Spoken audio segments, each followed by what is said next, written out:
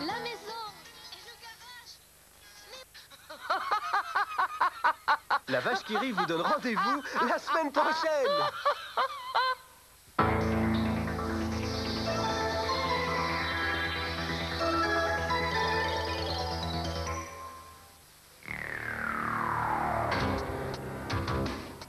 Il y a 50 ans, le sursis de la drôle de guerre, la campagne de 18 jours, l'occupation, les brimades, la faim, jusqu'à la contre-attaque et la libération.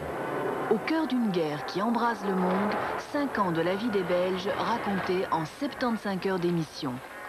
Une production sans précédent de la RTBF Charleroi. Avec le soutien du Crédit Communal.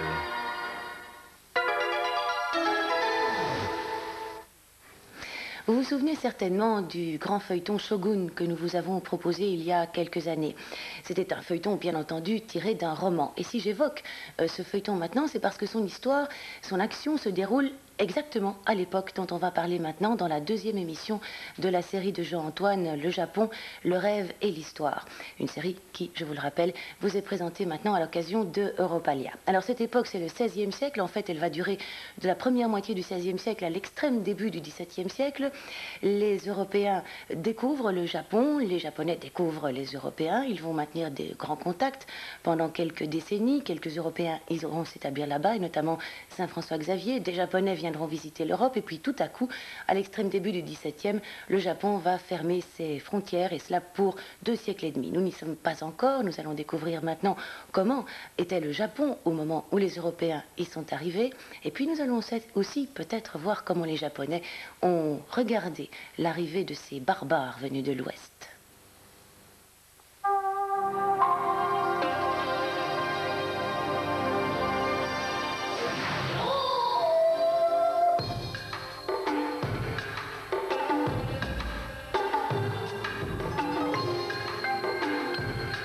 Le Japon à l'occasion d'Europalia sur RTBF 1 avec la Sabena et les automobiles Nissan.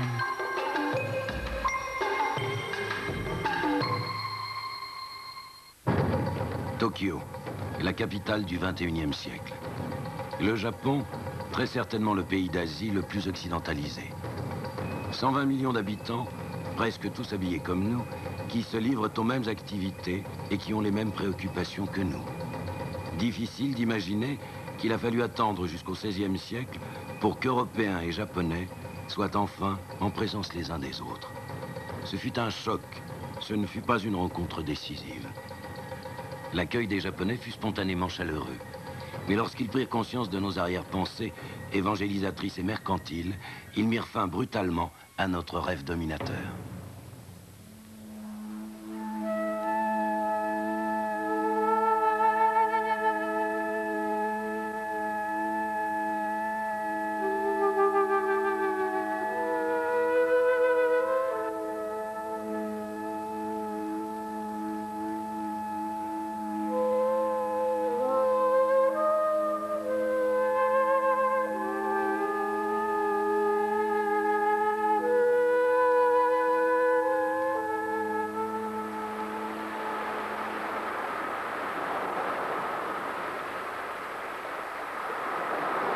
Au XIIIe siècle, les Mongols tâchent d'envahir le Japon. Les Kami, ces esprits supérieurs qui protègent l'archipel, déclenchent un typhon et détruisent la flotte ennemie. Ce vent de tempête providentielle, c'est le kamikaze, le vent des Kami grâce auquel le Japon va se croire invincible.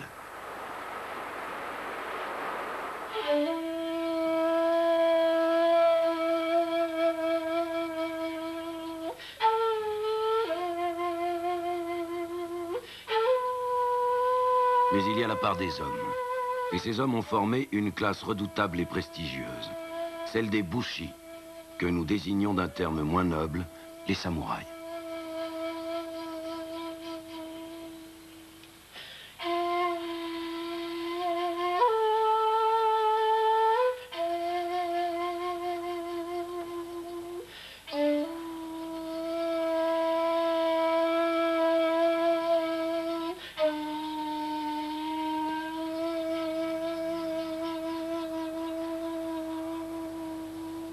Un samouraï doit pouvoir tirer le sabre dans toutes les circonstances. Il doit pouvoir aussi, par la concentration, donner à sa pensée le tranchant d'une lame. Le moine zen qui joue de la flûte est coiffé d'un panier, car il est le moine du vide, le moine du néant. Sa mélodie souligne simplement la beauté du geste et du lieu.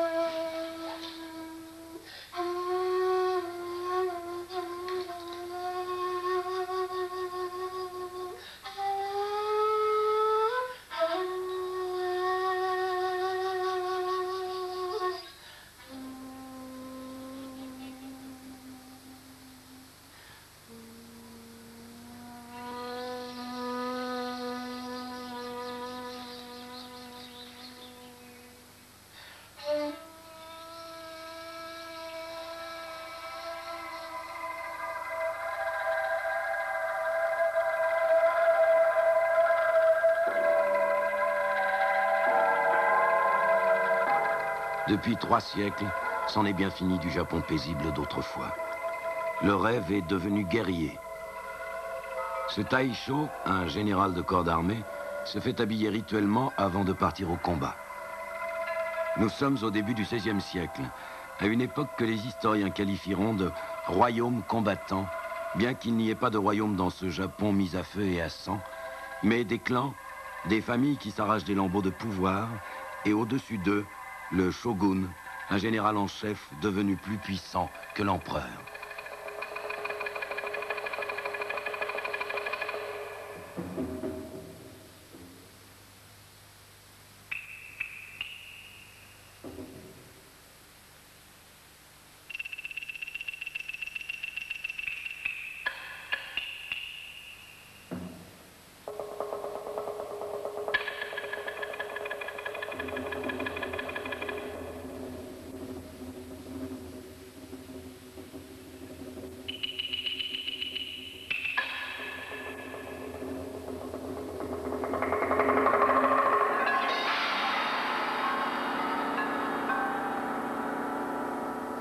Des artisans de génie ont transformé les armes, les uniformes, chaque partie de l'armure en autant d'objets d'art. Le sens du décorum domine l'instinct de mort.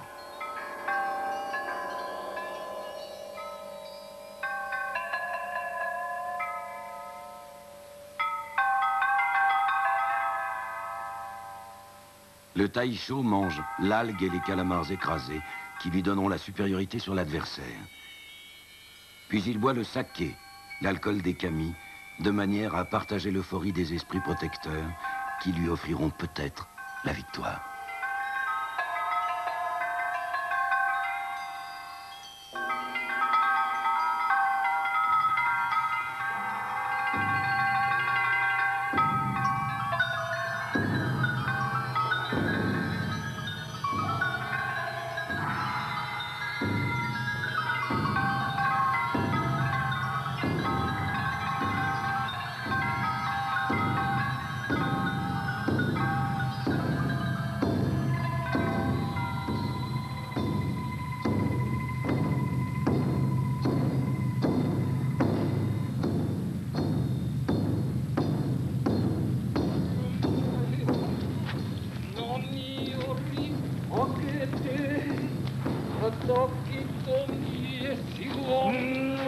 Enfin, brandissant l'éventail qui indique son grade, il interpelle ses camis familiers et esquisse un pas de danse pour leur montrer son mépris du danger.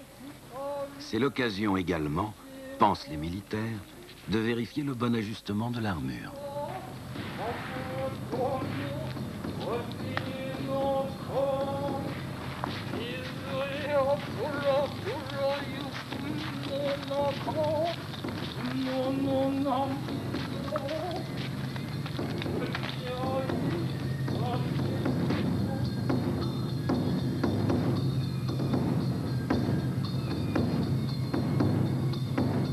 Le casque avec son couvre-nuque monumental, son cloutage de rivets, ses cordons de soie, ses ailerons en peau de raie laquée, est le chef-d'œuvre de l'armurier.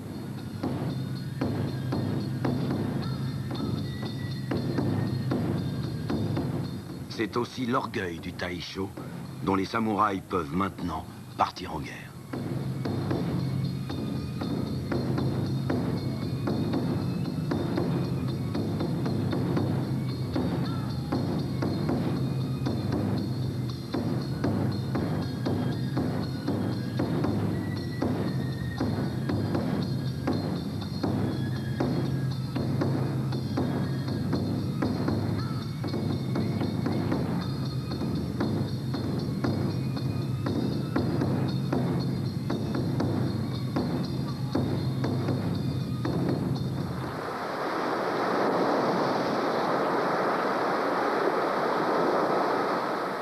À l'autre bout du monde, en extrême occident, on ne sait rien sur le Japon.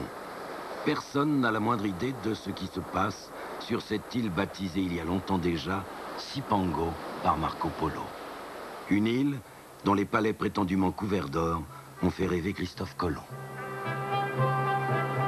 La grande affaire des Européens, c'est d'abord le commerce. La possibilité de faire fortune en allant chercher très loin des produits de luxe ou des esclaves. Leurs bateaux ne sont plus obligés de faire du cabotage. Ils peuvent maintenant s'aventurer en haute mer.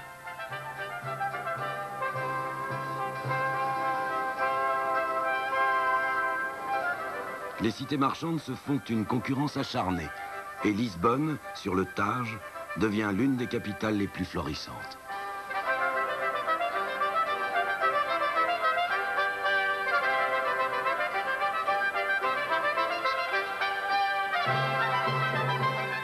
L'infant Henri, dit le navigateur, rêvait de pays inconnus. Dès le XVe siècle, il a insufflé aux Portugais sa passion de la mer et des découvertes. Astrologues, cartographes, marins et aventuriers s'embarquent pour des destinations imprévisibles, avec tout de même une triple mission: lutter contre l'islam, répandre la foi catholique et ramener cet or qui a l'air de scintiller au-delà des horizons. Il y a autant de prêtres que d'ingénieurs dans l'arsenal de Lisbonne où l'on arme les caravelles qui s'en iront à la conquête du monde. Convertir les infidèles coûte énormément d'argent. Voilà pourquoi l'Ordre du Christ, légataire du trésor des Templiers, s'est associé à la couronne pour financer cette fabuleuse entreprise.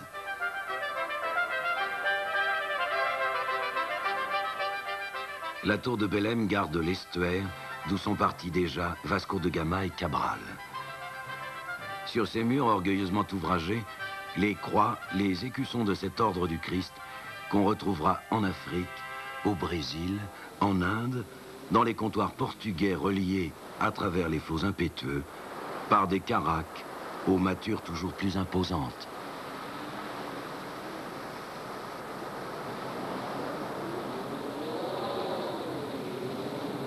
Les grands marchands soutiennent l'évangélisation. C'est pour eux le fer de lance qui leur permet d'ouvrir sans cesse de nouveaux marchés. Et voilà qu'ils rêvent de la Chine. En 1517, le premier ambassadeur européen accrédité auprès de la cour des Ming est portugais.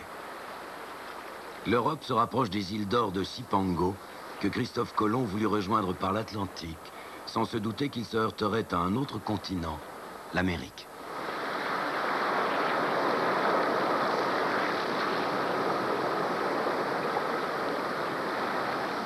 La cartographie fait de rapides progrès. Il n'empêche qu'il faut au moins 2 ans pour aller de Lisbonne en Asie, avec une chance sur 2 de revenir à bon port. Le choc a lieu en 1543, lorsque 3 marchands portugais font naufrage dans l'île de Tanegashima, au sud du Japon. L'un d'eux a laissé dans le sable une arme insolite, l'arquebuse. 6 mois plus tard, le forgeron de l'endroit en fait la copie conforme. Dans les 3 ans qui suivent, le Japon produit davantage d'arquebuses que le Portugal.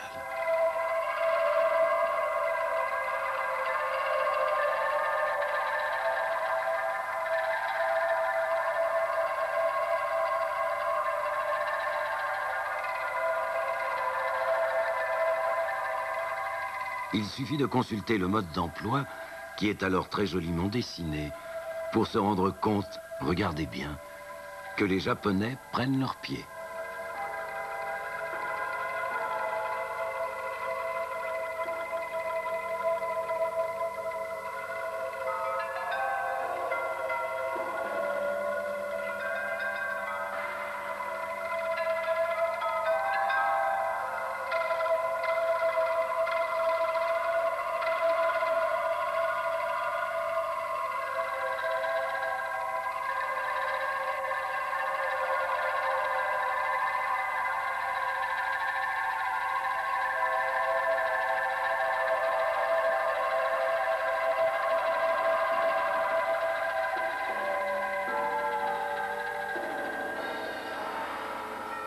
Six ans plus tard, François-Xavier débarque. Le risque tout d'un corps de missionnaires qui vient d'être fondé, la Compagnie de Jésus. Il est reçu par un daimyo, un seigneur local, non sans intérêt, car le daimyo envisage tout de suite de faire du commerce avec le Portugal. Malgré les difficultés de communication, le futur Saint François-Xavier s'émerveille de l'intelligence et de la gentillesse de ses païens. Les meilleurs, dit-il ingénument, qu'il ait rencontrés. Il fait 150 conversions. Mais n'y a-t-il pas un malentendu? Les Japonais ont cru comprendre que Xavier et ses compagnons venaient de l'Inde. Ils ont donc pensé que leur étrange religion ne pouvait être qu'une autre forme de bouddhisme. Et lorsque Xavier, les yeux révulsés, proclamait la grandeur de Deussu en portugais, les Japonais entendaient Deiuso, qui signifie grand mensonge. Ils ont dû rire en douce. Il n'empêche que les jésuites s'installent dans des temples d'où les bons ont été chassés. Certains daimyos, bien décidés à développer les échanges commerciaux, n'hésitent pas à professer la foi catholique pour faire plaisir aux négociants portugais qu'on commence à voir de plus en plus fréquemment dans les rues de Nagasaki.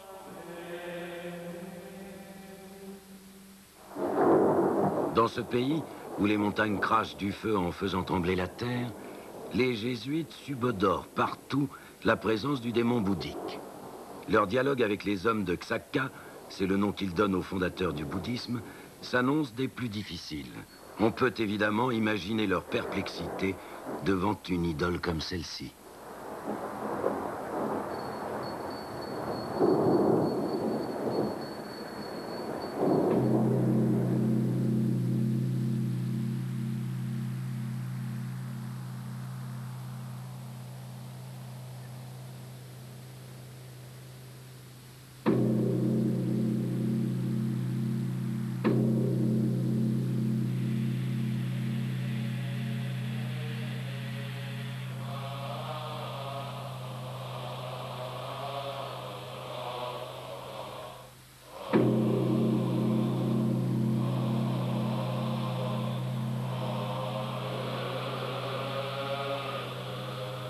Dans les premiers rapports que les jésuites envoient à Rome, il n'est question que d'idolâtrie bestiale et grotesque.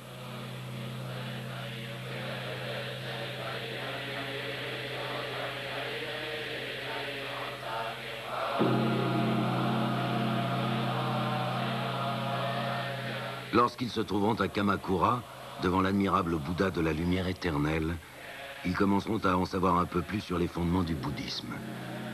Mais ils utilisent alors la technique de ce que nous appelons aujourd'hui la désinformation.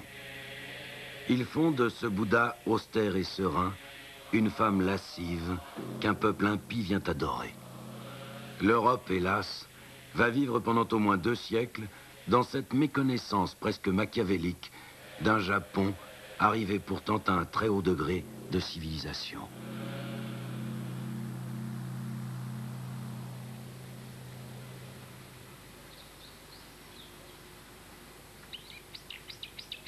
Il n'en est pour preuve que le zen.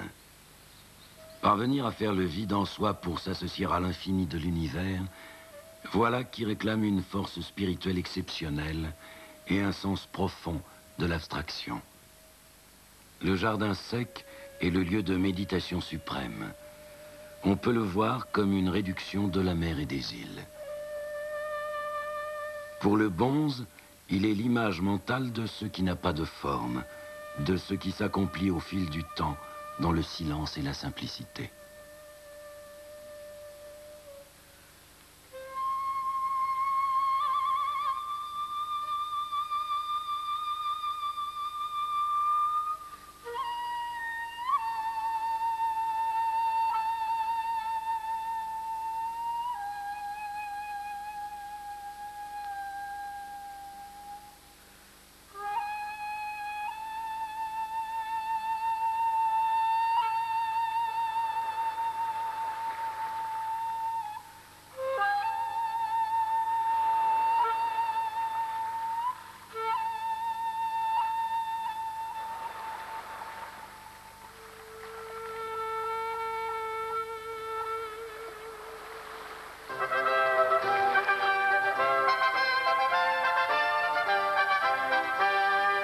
Chaque fois qu'une caraque portugaise apparaissait dans la baie de Nagasaki, c'était la fête.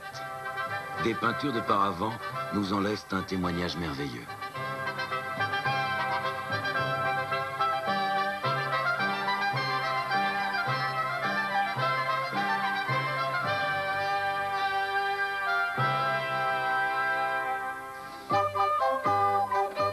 Les samouraïs, imprégnés de zen, vivant dans l'austérité, venaient voir le spectacle cocasse de ces étrangers qu'ils traitaient entre eux de Nambanjin, barbares du Sud.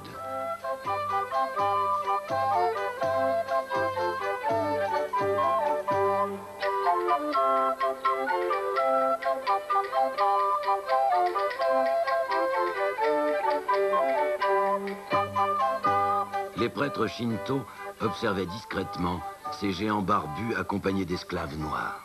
Encore une race qu'on n'avait jamais vue au Japon.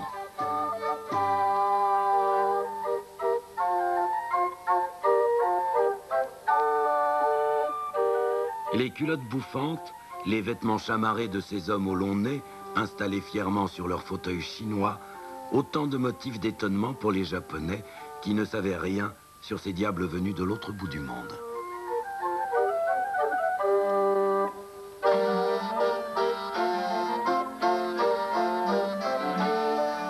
Les jésuites étaient là pour accueillir les marchands. Tant de fastes, tant d'étalage de richesses signifiait sans doute que le Portugal se croyait déjà en terrain conquis.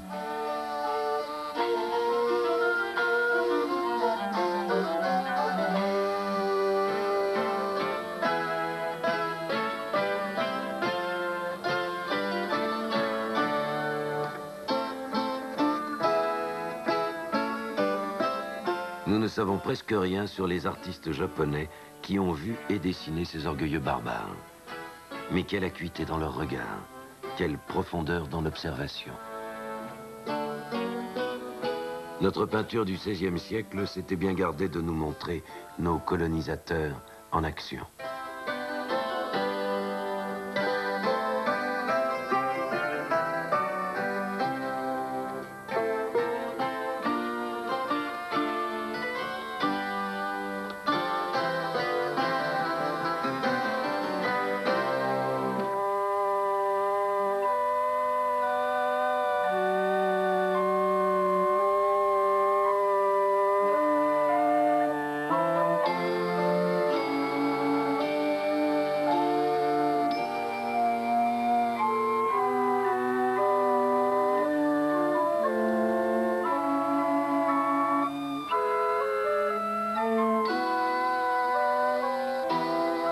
Le cortège des esclaves, des marins et des hommes d'affaires chargés de cadeaux aboutissait immanquablement au monastère des Jésuites, où l'on festoyait à la plus grande gloire de Dieu.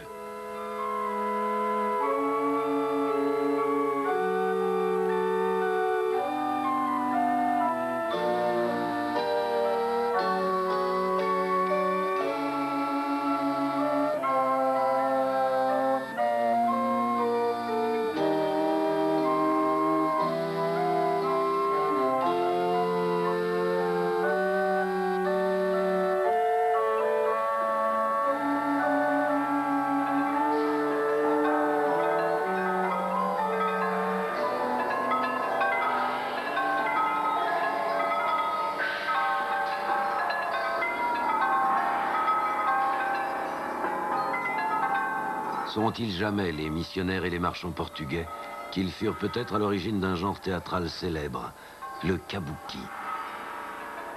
Une prêtresse shinto nommée Okuni, qui adorait se travestir, s'inspira des vêtements et des allures étranges de ces barbares pour monter un spectacle de danse. Joués dans la cour de temples bouddhiques, ces pantomimes échevelées connurent aussitôt le plus grand succès. Les spectateurs les appelèrent Kabuki Odori, ce qui signifiait danse folle, exubérante. Le kabuki était né. C'était en tout cas une sorte de défoulement génial et provocateur qui ridiculisait les ambitieux porteurs de croix.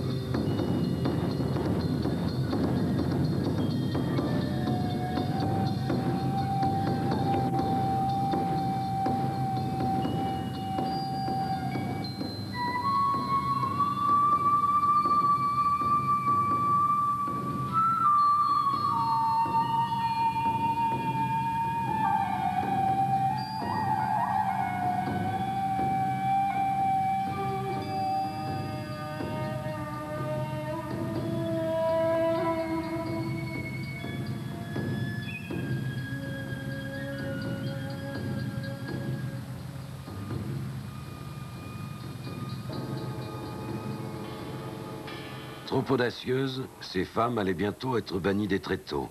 Elles seront accusées de corrompre leur public. Le kabuki sera alors l'affaire des hommes uniquement. Pourtant, elles avaient songé à faire apparaître un superbe kami porteur de l'instrument de purification qui venait tranquillement à la fin remettre de l'ordre dans les turbulences religieuses du Japon.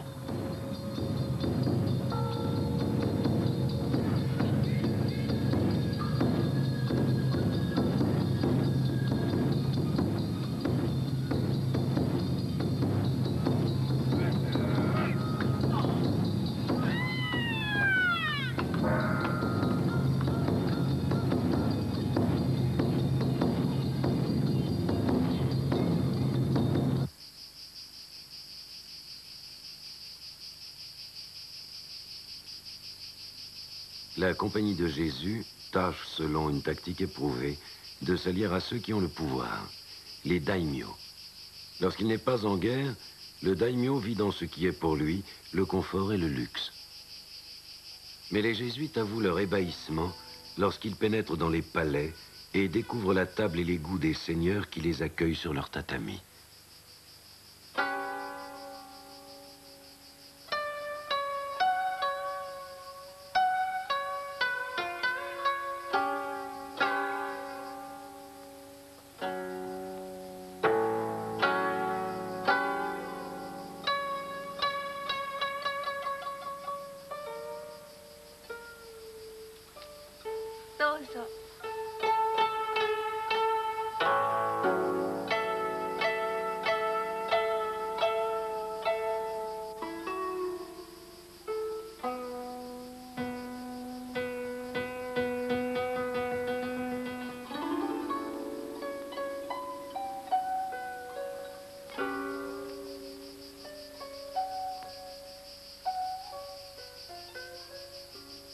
Les jésuites se doutent-ils qu'ils sont l'instrument d'un grand mouvement politique?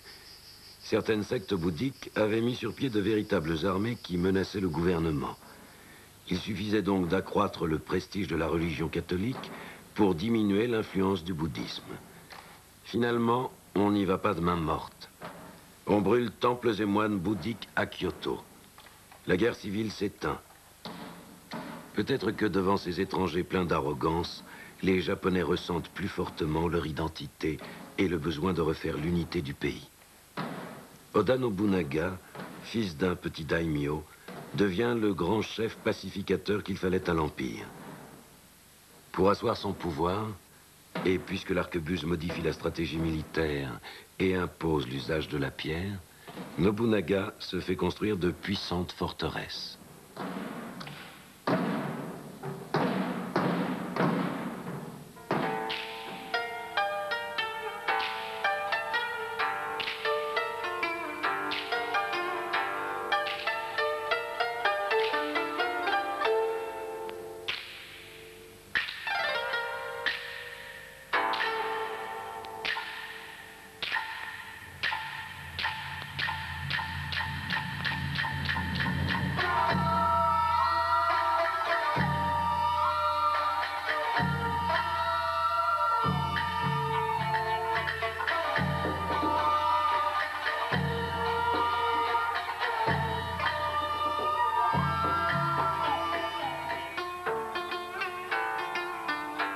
Le château fort de Himeji, que les Japonais ont baptisé le château du Héron Blanc, est le fleuron de cette architecture militaire.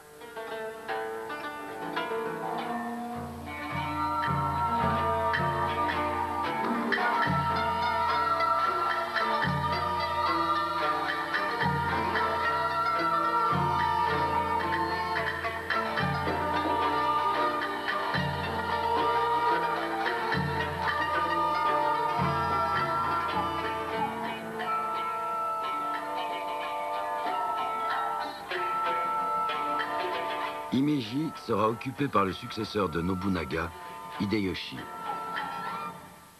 Le voici, ce nouveau régent, assistant avec l'empereur, caché derrière un store car aucun regard ne peut se porter sur lui, à une représentation de No.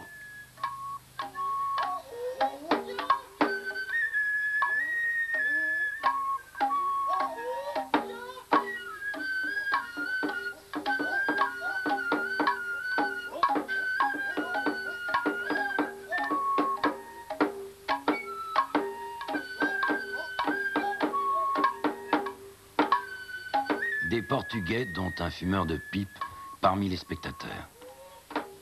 Le no, à cette époque, se joue déjà depuis 100 ans. Créé dans les temples, il est devenu un divertissement de cour d'une lenteur excessive, mais d'un raffinement inimaginable. Il est toujours interprété par des hommes. Il évoque des légendes très simples, en mélangeant d'une manière spécifiquement japonaise le rêve et la réalité.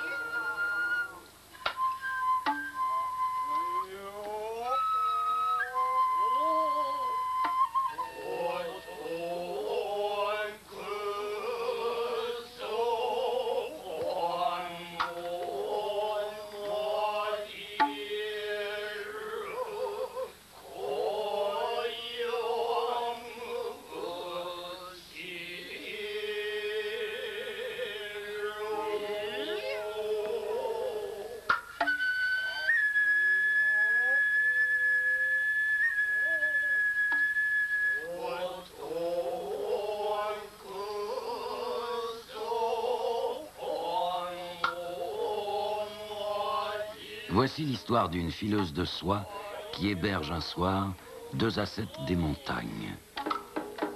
Elle ne leur a pas révélé son effroyable secret. La nuit, elle se transforme en démon. Confrontés à ce démon, les ascètes auront toutes les peines du monde à l'exorciser.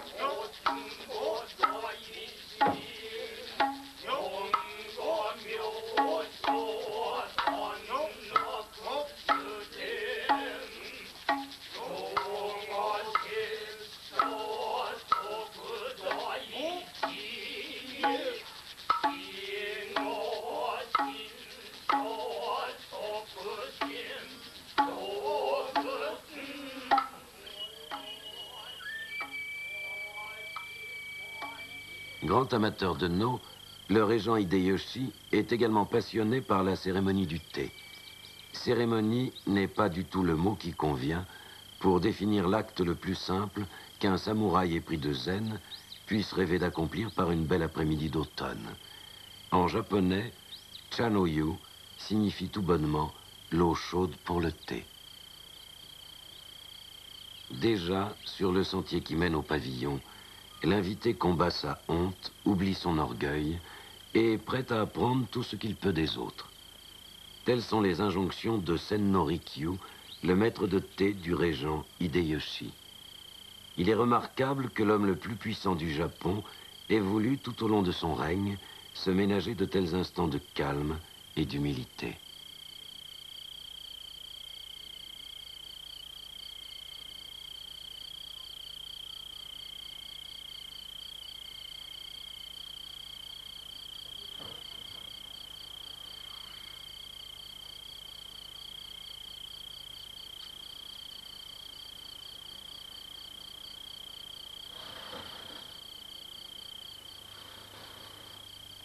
Hideyoshi a reçu de la même façon, dans des lieux aussi exigus, des gens de toutes conditions, en faisant lui-même ses gestes à la fois très précis et très simples.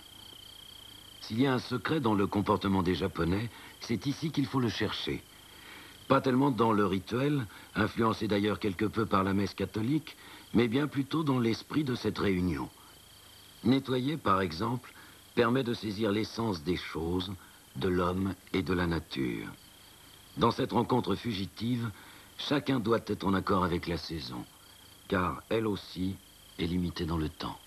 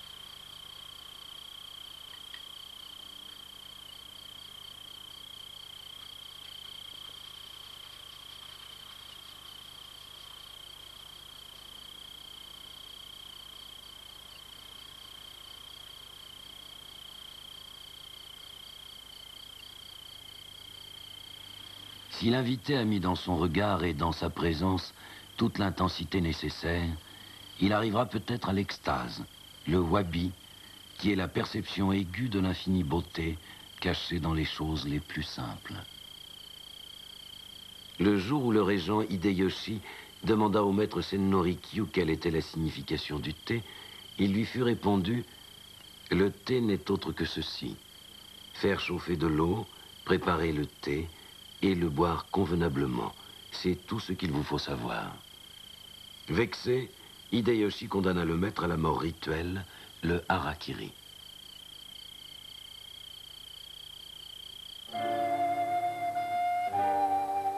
Les jésuites observent ces pratiques insolites sans en comprendre toujours les motivations profondes.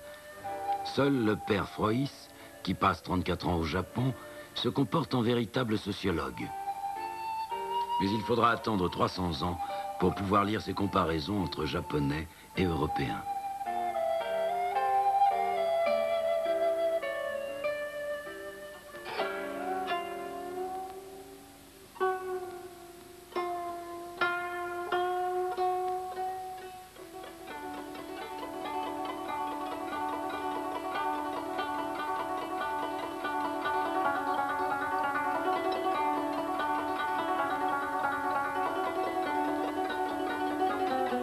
Les Japonais, écrit le père Frois, se lavent dans des bains publics, bonzes, hommes et femmes, tous ensemble. En été, les femmes se lavent même, sans pudeur, devant la maison à la vue de tous. En Europe, on se lave chez soi, beaucoup plus discrètement.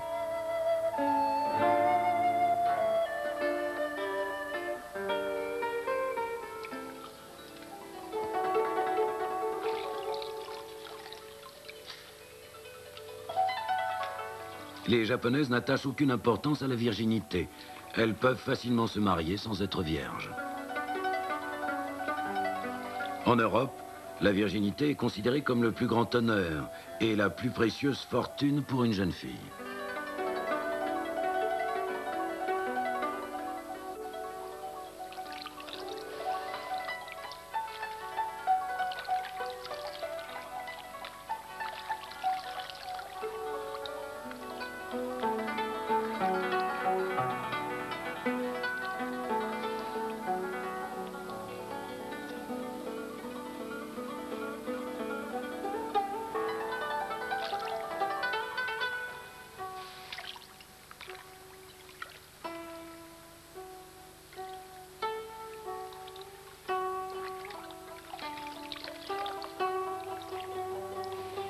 Enfin, le père Frois affirme, les temples des bonzesses sont un peu comme des maisons closes, alors que la vie au couvent est très stricte en Europe.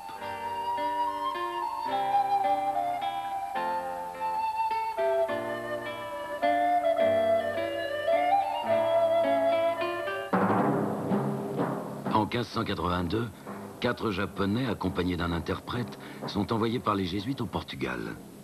Fils de daimyo christianisés, ils ont entre 14 et 15 ans. Leur jeunesse doit leur permettre de supporter, sans trop de mal, les rigueurs d'un voyage très long et très éprouvant. Il s'agit d'une grande opération de propagande.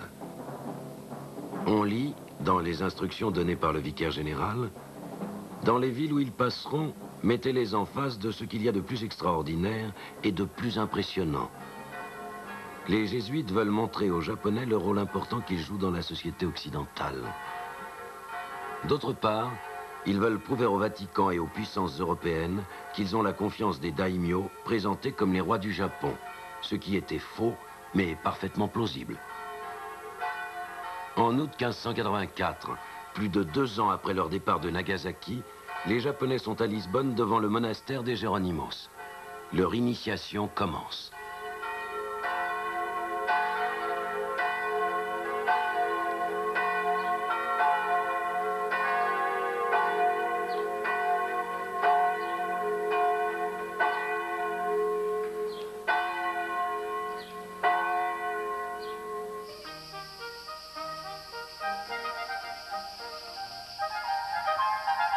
La première visite officielle est pour le cardinal Albert, qui vient d'être nommé gouverneur du Portugal par Philippe II d'Espagne.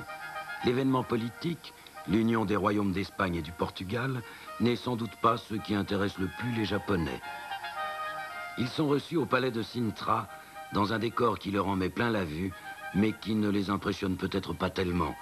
Tandis que leurs hôtes, eux, n'en reviennent pas de se trouver en présence des premiers représentants de la race nippone, inconnus jusqu'à ce jour. Les petits Japonais suscitent bientôt un tel intérêt que princes et manants se bousculent pour les voir. L'information circule vite. Les jésuites publient des brochures qui rendent compte, en latin, français, italien et allemand, des fastueuses réceptions offertes à leurs protégés. Ce qu'ils veulent, c'est montrer qu'eux seuls sont dignes de garder ce fief que les franciscains espagnols commencent à leur disputer, leur cher Japon.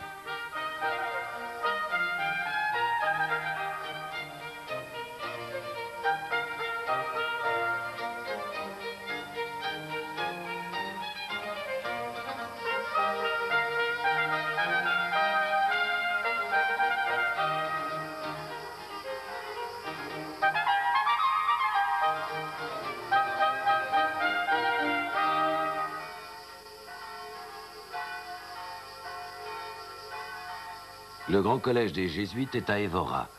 Les Japonais y sont accueillis comme des chefs d'État par l'archevêque et la noblesse. Dans les innombrables banquets, leur sobriété étonne tout le monde. En réalité, ils n'aiment ni le vin ni la viande, auxquels ils ne sont pas habitués.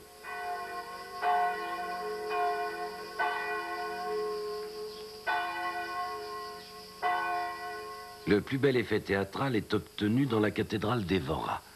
Pour passer le temps, alors qu'ils faisaient escale à Macao, les Japonais avaient appris la musique occidentale. Et voilà que 2 d'entre eux, Chijiwa et Ito, se succèdent aux grandes orgues de la cathédrale.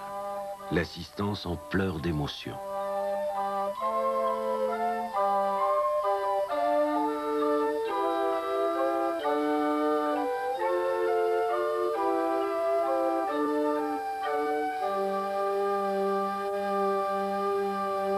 Les Japonais reviendront ici après un long périple qui les conduira à l'Escurial, où ils seront reçus par Philippe II, puis au Vatican, où le pape Grégoire XIII les embrassera peu avant de mourir. Les jésuites refusent l'invitation du roi de France, Henri III, car ils ne veulent pas que les Japonais entendent parler du protestantisme.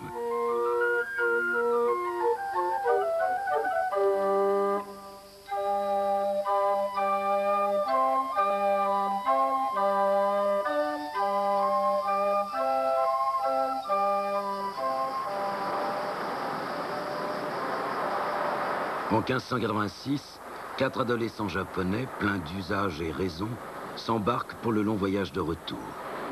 L'Europe, grâce à eux, a découvert l'existence du Japon. Mais elle attendra longtemps avant de revoir des Japonais.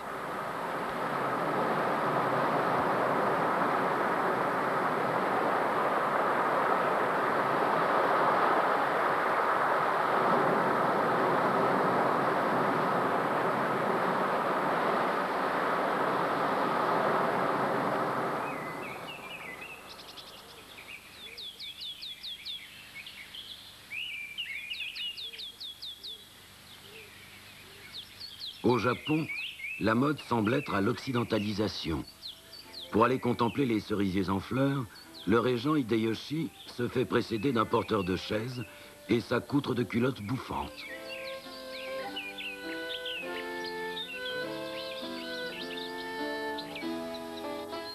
Ces samouraïs vont même jusqu'à porter la collerette.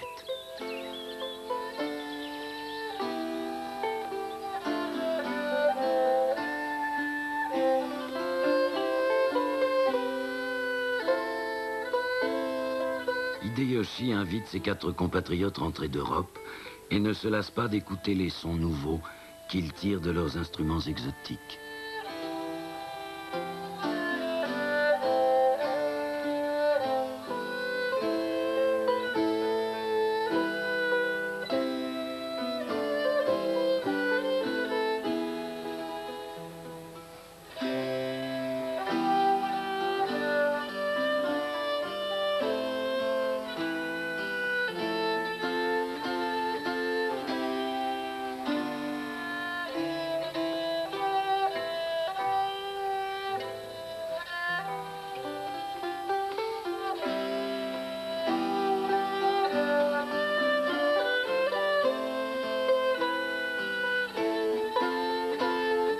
Déjà 300 000 Japonais se disent catholiques. Le bouddhisme recule. La musique européenne va-t-elle faire fondre le cœur d'acier des samouraïs? Soudain, Hideyoshi se ravise. Il entend l'appel des kami, les reproches des ancêtres. Il a le sentiment que son devoir est de chasser ces envoyés d'un dieu étranger. Et il les persécute, avec autant de raffinement dans la cruauté qu'il a mis de bienveillance à les accueillir. Les franciscains espagnols venus se quereller avec les jésuites eux-mêmes, les convertis japonais, tous vont être confondus dans un même martyre, offrant le spectacle de leur souffrance à leurs corélégionnaires épargnés.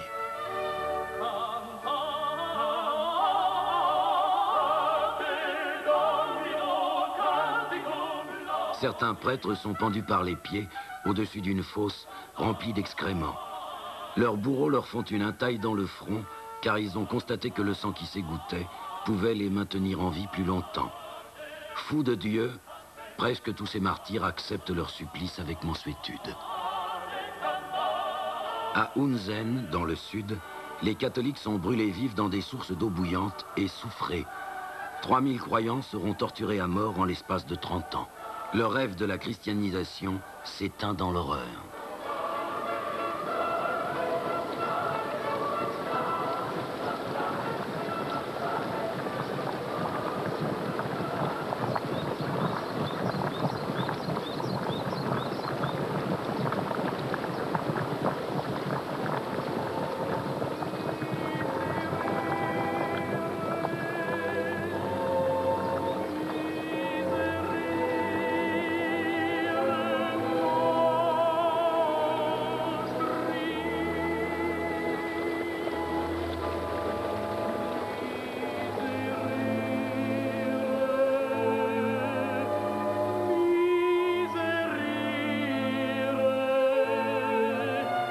Un rite étrange est alors instauré qui consiste à piétiner une image sainte pour prouver qu'on a totalement perdu la foi catholique. Cérémonie déchirante au début qui deviendra à la longue une formalité purement administrative.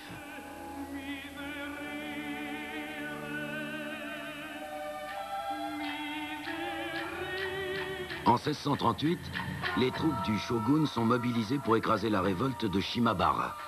100 000 hommes face à 40 000 paysans qui veulent croire en un monde où l'on serait moins accablé de taxes et qui, sous des bannières chrétiennes et entraînés par des samouraïs convertis, se sont barricadés dans le château de Hara. Le siège dure 4 mois. Il se termine par un carnage épouvantable qui n'épargne ni les femmes ni les enfants.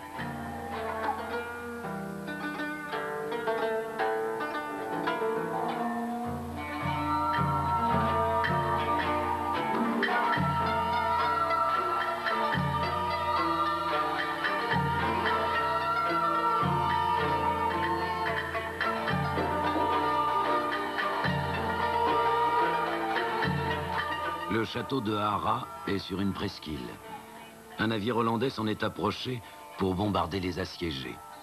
petit coup en traître des protestants qui fera sonner d'autant plus vite le glas de la religion catholique au Japon.